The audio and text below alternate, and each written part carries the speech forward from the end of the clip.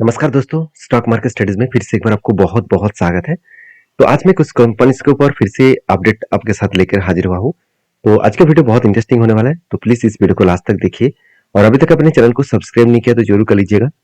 Continuously information और updates पाने के लिए चैनल के ऊपर बने रहिएगा। तो चलो देख लेते हैं कौन सा कंपनी है इस वीडियो के अंदर। फर्स्ट जो कंपनी है जिसके बारे में चर्चा करूँ उसका नाम है क्लीन साइंस एंड टेक्नोलॉजीज। तो क्लीन साइंस एंड टेक्नोलॉजीज जो बेसिकली एक केमिकल सेक्टर से बिलोंग करते हैं।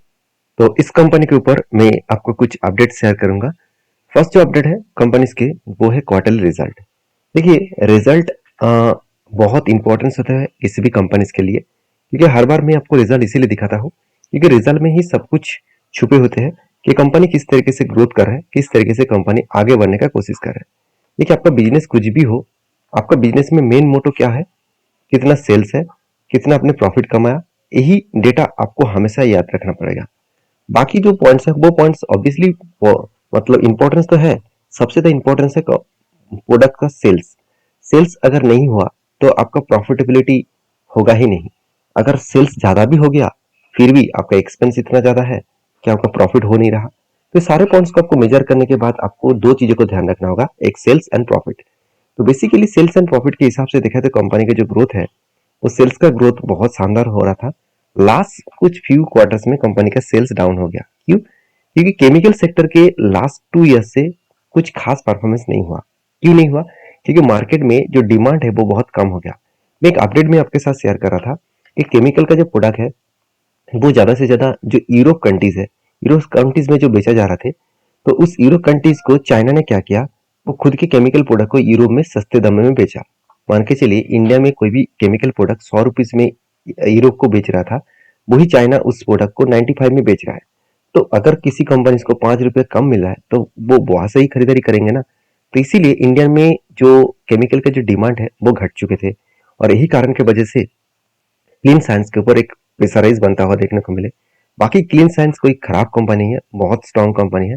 अगर बेसिकली इस कंपनी की मैं बात करूं तो आप खुद ही देख सकते हैं कंपनी के जो प्रोडक्ट है उसमें कंपनी का प्रोडक्ट का जो ग्रोथ है वो बहुत शानदार है, क्योंकि परफॉर्मेंस केमिकल के ऊपर कंपनी 67% ग्रोथ किया, और उसके साथ साथ कंपनी का फार्मास्यूटिकल्स के ऊपर 19% और एफएमसीजी के ऊपर कंपनी 13% और अदर्स के ऊपर कंपनी 1% के आसपास बिजनेस कर रहा है। तो कंपनी का जो प्रोडक्ट है वो अलग अलग कैटेगरीज के ऊपर है, अलग अलग मतलब क्राइटेरिया के ऊपर है।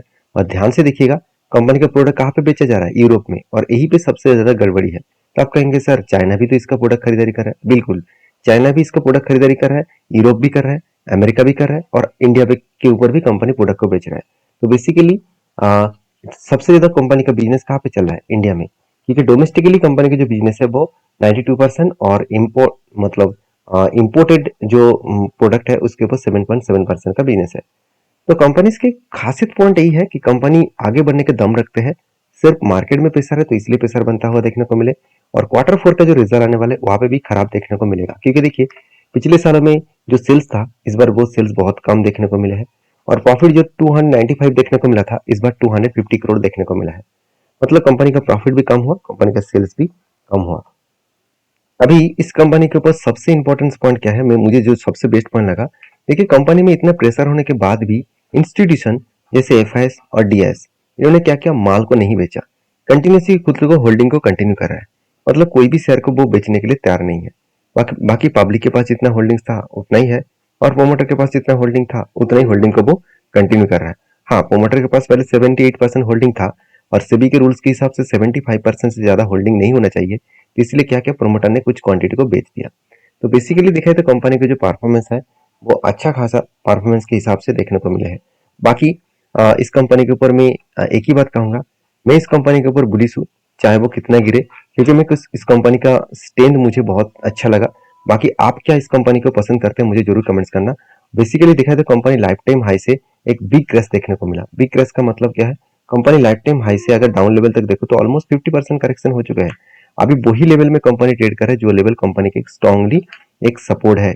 इस सपोर्ट लेवल को 1230 लेवल को अगर ब्रेक डाउन करे तो बिग फॉल देखने को मिल सकता है, क्योंकि इसके नीचे कोई सपोर्ट नहीं है। तो कंपनी के ऊपर जब भी इस 1230 का लेवल टच करेंगे, सॉरी 1228 का लेवल को टच करेंगे, तो कंपनी के ऊपर एक रेंज बनेगा, उसी रेंज के बेसिस में मैं जरूर काम करने वाला हूँ। मतलब इस लेवल को जब टच करेंगे तो मैं एक बुलिश सिचुएशन मुझे जरूर देखने को मिलेगा, क्योंकि पहले भी आप देख सकते हैं यहाँ पे एक पैटर्न बना है, एक ग्रीन कैंडल का पैटर्न बना, मतलब कंटिन्यूसली ग्रीन कैंडल बने और वो भी 20% के ऊपर। जब इस तरीके से कोई पैटर्न बने तो मैं हमेशा इंतजार करता हूँ, जब नीचे लेवल को टच करेंगे तो मैं एंट्री लूंगा और ऊपर लेवल में मेरा टारगेट रहेगा। और इस तरीके से पैटर्न्स को मैं यूज इसलिए करता हूँ क्योंकि 200 डेज ईएमए के नीचे ही है, तो मतलब हाई पॉसिबिलिटी है वो ऊपर जाने का कोशिश करेंगे। बाकी आपकी क्या राय है जरूर मुझे कमेंट्स करके बताना। नेक्स्ट जो कंपनी उसका नाम है जियो फाइनेंशियल सर्विसेज। देखिए अभी जियो फाइनेंशियल सर्विसेज के ऊपर और भी बड़ा धमाका होने वाले हैं।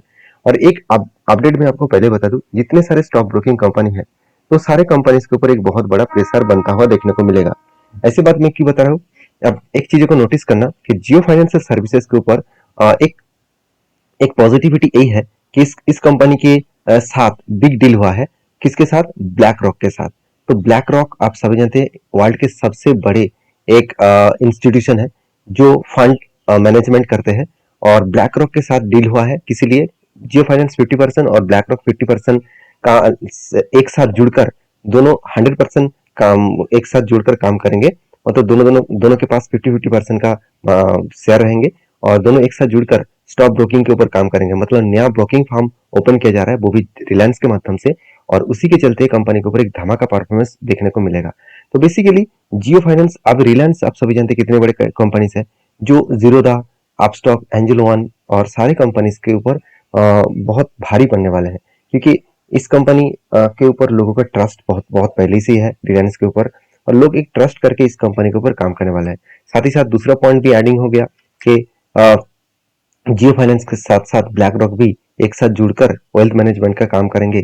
तो लोग ट्रस्ट और भी ज्यादा करेंगे, क्योंकि वेल्थ मैनेजमेंट के सबसे बड़ा एक कंपनी से ब्लैक रॉक, जो वर्ल्ड के सबसे बड़े कंपनी है और सबसे ज्यादा प्रॉफिटेबल कंपनी है, तो वो ही उसी के साथ जियो फाइनेंस काम करेगा। तो एक बहुत बड़ा अपॉर्चुनिटी जियो फाइनेंस के ऊपर बनेगा। तो मैं पहले ही बोल चुका हूँ, जियो फाइनेंस एक ऐसी कंपनी है जिसके ऊपर आपको लॉन्ग जर्नी के हिसाब से सोचना चाहिए। मैं as a long long investment के हिसाब से इस कंपनी के ऊपर काम करता हूँ। और बाकी जब जब मुझे कोई भी ट्रेड भी मिला तब मैं ट्रेड भी लेता हूँ। जैसे यहाँ पे मुझे ट्रेड मिला था कप विद हंड्रेड पैटर्न्स का, और उसका भी टारगेट अचीव हुआ। और फिर से मैं एक एंट्री लेने के लिए कोशिश कर रहा था, मगर यहाँ पे एक रेंज बना तो था, मगर रेंज को ब्रेकआउट करके ऊपर चला गया। रेंज बनने से पहले ही ऊपर चला गया, तो इसलिए मैंने इस रेंज को एक्टिव नहीं किया। बाकी रिलायंस जियो के ऊपर आप किस तरीके से सोचते हैं जरूर कमेंट्स करना, क्योंकि जल्द से जल्द इस कंपनी के रिजल्ट भी आएगा। और रिजल्ट आने के बाद ही पता चलेगा कि कंपनी किस तरीके से ग्रोथ करने वाले हैं। तो बेसिकली जो लोग सोच रहे हैं कि इस कंपनी का जो पी रेशियो है वो बहुत ज़्यादा है, करीबन 9000 के आसपास, तो उसके लिए बता दूं पी रेशियो एडजस्टमेंट हो जाएगा जब कंपनी का सारे बिजनेस ओपन हो जाएगा। तो बाकी आपकी क्या राय है जियो फाइनेंस के ऊपर जरूर कमेंट्स करना। नेक्स्ट जो कंपनी उसका नाम है टाटा मोटर्स। देखिए टाटा मोटर्स लगातार हाई करने के बाद एक रेंज में बहुत दिनों तक अटक चुके हैं। जैसे इसका रेंज के मैं बारे बात करूं तो आप देख सकते हैं लास्ट वन मंथ नहीं, मार्च मंथ से देखा जाए तो अप्रैल मंथ तक एक ही रेंज के ऊपर कंपनी काम कर रहा है। और बेसिकली देखिए कंपनी जब हायर हाई करते करते आगे बढ़ रहे थे, उसी तरीके से सिचुएशन यहाँ पे भी बना। तो हायर हाई बना और भी एक हाई बनने का कोशिश करेंगे। अगर यहाँ पे भी और भी एक हाई बने तो वो इजीली मेरा जो टारगेट है 1150 रुपीज के आसपास, उस टारगेट को अचीव कर सकते हैं। और यहाँ तक मेरा टारगेट क्यों बना और कहाँ पे मैंने एंट्री लिया वो मैं आपको बता दूं। मेरा एंट्री लेवल था अराउंड 600 रुपीज के आसपास, 615 रुपीज के आसपास एंट्री था। और वहां से कम इसके ऊपर मैं जो टारगेट लेने वाला हूँ 1150 रुपीज के आसपास। इतने बड़े टारगेट मुझे क्यों मिला? क्योंकि अगर इस कंपनी के चार्ट पैटर्न्स के बारे में बात करूँ तो लंबा से एक जर्नी आपको दिखेगा। शोल्डर कम हेड कम शोल्डर पैटर्न बनेगा, और इस पैटर्न्स को ब्रेकआउट किया और एक बड़ा धमाका हुआ, जिसके चलते मैं क्या किया, इसके ऊपर एंट्री लिया। और मेरा टारगेट रहेगा 89% के आसपास। एक बहुत शानदार तरीके से एक टारगेट अचीव होने का चांसेस है। बाकी आपके क्या राय है जरूर मुझे कमेंट्स करना, क्योंकि टाटा मोटर्स के ऊपर दो बड़े अपडेट है। पहली अपडेट नेगेटिव है, वो क्या है? टेस्ला मार्केट में उतरने वाला है, मतलब टेस्ला इंडिया में आने वाला है। और टेस्ला अगर इंडिया में आए तो 2 से 3 बिलियन इन्वेस्टमेंट करेंगे। और ऑब्वियसली इतने बड़े इन्वेस्टमेंट अगर टेस्ला करेंगे तो बाकी जितने सारे ऑटो कंपनी है उसके ऊपर तो प्रेशर बनेगा, क्योंकि टेस्ला इन वर्ल्ड के नंबर 1 कंपनी है। और साथ ही साथ टेस्ला का जो गाड़ियां है वो ईवीज इंडस्ट्रीज में सबसे ज्यादा काम करने वाला कंपनी है। सबसे पहले ईवीज मार्केट में लॉन्च किया है, तो उसका एक अलग एक्सपीरियंस है। और इंडिया में आकर अगर वो मैन्युफैक्चरिंग करेंगे तो लोगों का एक मतलब सिचुएशन ऐसा बनता है इंडियन लोगों का कि जैसे देखिए इंडियन फ़ोन को तो वो खरीदारी नहीं किए, वो एप्पल्स मतलब आईफ़ोन ज़्यादा से ज़्यादा खरीदारी करने का कोशिश करते हैं। इसका मतलब उसको लगता है कि मैं अगर वेस्टर्न कल्चर को यूज़ करूँ, वेस्टर्न प्रोडक्ट को यूज़ करूँ तो वो बहुत लग्ज़रीज़ और बहुत रियलिस्टिक लगेगा, तो इसलिए वो टेस्ला को भी यूज़ कर सकते हैं। टेस्ला का गाड़ी की भी खरीदारी कर सकते हैं। तो इंडिया में टेस्ला इसीलिए गाड़ियाँ बनाने के लिए आ रहा है क्योंकि उसको इंडिया में अगर खुद सेटअप करके काम करना है तो सॉरी सेटअप करके इसलिए काम करेंगे क्योंकि उसको टैक्सेस में बहुत ज़्यादा छूट मिलेगा। क्योंकि गवर्नमेंट बता चुके हैं कि अगर आपका गाड़ी का कीमत अगर 46 लाख है तो इंडिया में अगर बाहर में अगर बनाकर इंडिया में बेचने के लिए आएंगे तो उसी लेवल का टैक्सेस आपको देना पड़ेगा। मतलब 46 लाख प्लस 46 लाख आपको टैक्सेस देना पड़ेगा। तो इसलिए टेस्ला खुद इंडिया में आ रहा है, खुद का प्रोडक्ट यहाँ पे मैन्युफैक्चरिंग करेंगे तो उसमें टैक्स कम लगेगा, तो जहाँ पे कंपनी का ग्रोथ होने का चांसेस है। और यही कारण की वजह से टाटा मोटर्स के ऊपर एक बिग प्रेशराइज बनता हुआ देखने को मिलेगा। सिर्फ टाटा मोटर्स में नहीं, ऑल ऑटो सेक्टर के ऊपर बनेगा। और दूसरी बात क्या है, टाटा मोटर्स के ऊपर और एक अपडेट है जो है आप देख सकते हैं, जो रेमसॉन्स इंडस्ट्रीज लिमिटेड जो है वो bags new order from Tata Motors. तो टाटा मोटर्स को रेमसॉन इंडस्ट्रीज लिमिटेड ऑर्डर दिया है। ऑब्वियसली ऑर्डर किसको मिला आप देख सकते हैं, new model Tata Nexon CNG, जो सीएनजी का जो न्यू मॉडल्स है उसी प्रोडक्ट के ऊपर ऑर्डर दिया गया है। और बेसिकली इस तरीके से ऑर्डर्स अगर कंपनी को मिले तो कंपनी में ग्रोथ होने का चांसेस भी बढ़ जाते हैं। बाकी टाटा मोटर्स के ऊपर मैं तो पुलिस हूँ, आपकी क्या राय है जरूर मुझे कमेंट्स करना। बाकी मैं नेक्स्ट कंपनी के बारे में बात करूँ तो उसका नाम है भारत बिजली लिमिटेड। देखिए भारत बिजली लिमिटेड जो 3,700 करोड़ का कंपनी है और बेसिकली कंपनी के ऊपर एक धमाका परफॉर्मेंस हुआ। कंपनी 2,900 से तो 2,600 से 6,500 तक जर्नी किया और इतना बड़ा जर्नी होने के बाद कंपनी के ऊपर एक बहुत बड़ा अपडेट है, वो है कंपनी का अनाउंसमेंट है एक्स्ट्रा बेनिफिट का, वो है स्प्लिट का। कंपनी 24 अप्रैल में कंपनी एक के बदले दो शेयर आपको देने वाला है।